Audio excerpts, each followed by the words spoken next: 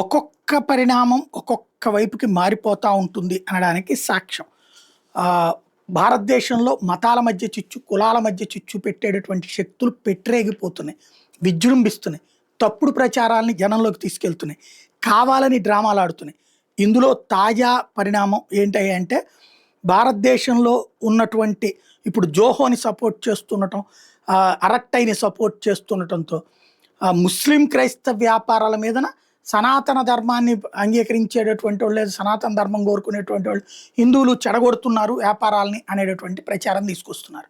ఇక్కడ మనం వెళ్ళి అంబానీ కులాన్ని చూసి కొంటున్నామా, మతాన్ని చూసుకుంటున్నామా?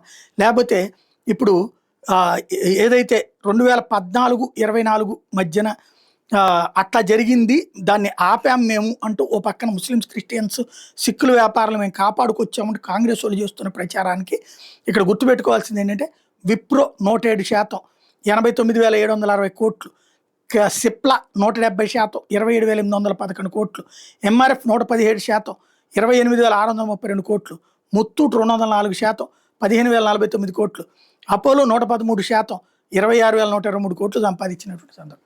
అంటే ఇక్కడ కులాలు, మతాల ద్వారా డబ్బులు వస్తాయి అనేటటువంటి ప్రచారాలకి ఇక్కడ గుర్తుపెట్టుకోవాల్సింది ఏంటంటే పెద్ద పెద్ద కార్పొరేట్ సంస్థల్లో వాళ్ళు ఏ మతం ఏ కులం అని చూడట్లేదు.